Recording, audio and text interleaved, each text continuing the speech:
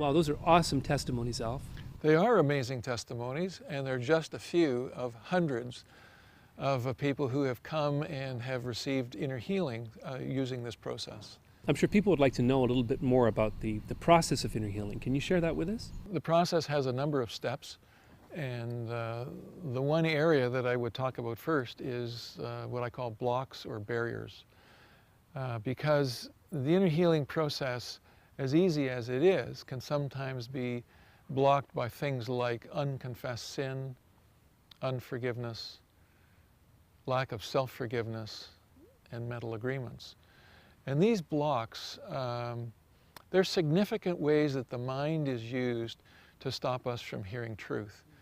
When we sin, we tend to go into one of those rooms of the mind and close the door and keep it shut. And when we do that, Jesus isn't allowed to be in there. And so it just gets darker and darker. And so there's no invitation for truth when you're living in that darkness. Secondly, with unforgiveness, the fruit of unforgiveness is bitterness, anger, and hatred. And when you have a hatred for an individual, it's very difficult to hear any truth related to that person. The other two blocks, the lack of self-forgiveness, is a form of self-wounding where people use words against themselves. They are the creator of the words, and they start to beat themselves up with negative words. And then the fourth block is what I call mental agreements, vows or curses or covenants where you come into agreement with another person. A vow, an example is somebody does something to you and you don't like them and you say, I will never speak to that person again. Well, never has that level of commitment in it that's causing the person to say, no, I'm never going to talk to that individual again. Well, it's difficult to love that person when you have that agreement.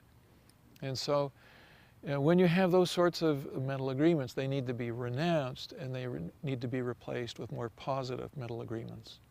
What do you say to the person that's been hurt who doesn't want to forgive? There are two things. One, do you want the pain to go away? If you want the pain to go away, the only way to have it go away is to forgive. It takes time for it to go away, but it will go away when you forgive. And the second thing is, do you want to live in anger, bitterness, and hatred? Because that's the fruit. The fruit of forgiveness is freedom. Your choice. Do you want to live in bitterness or do you want to live in freedom? One of the issues that I was struggling for a long time was the depression.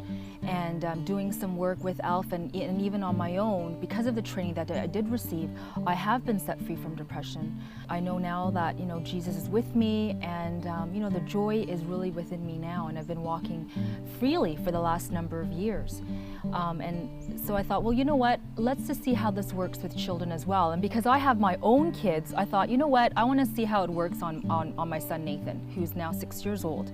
He had gone to an amusement park and we went into a haunted house, and for some reason, of course, he came away scared. And so that evening he was expressing to me how he didn't want to go to bed because he was really afraid. So then I thought, you know what, why not just try this on a 5.5-year-old boy and let's see if it works.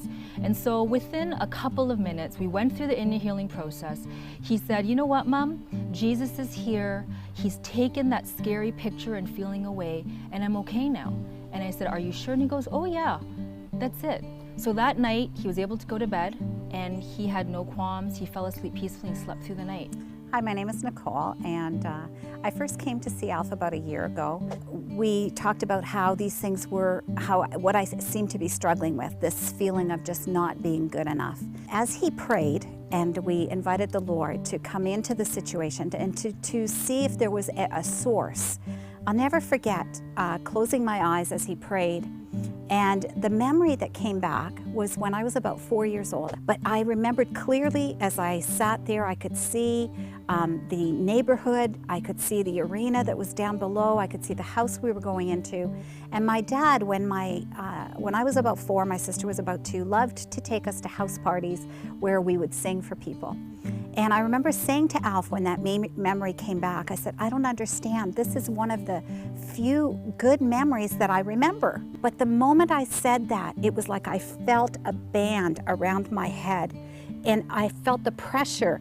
And God showed me in an instant that that was exactly the place where the pressure to perform had entered in. And even though God spoke to me and he said, I gave you a gift, Nicole. That gift was for you to enjoy. It was to bring pleasure to you, and others would have pleasure as you enjoyed that gift. Jesus set me free from that pressure to please people that was really holding me back. And I know now in my heart that he can ask me to do anything and I can do it because he gives me the ability to.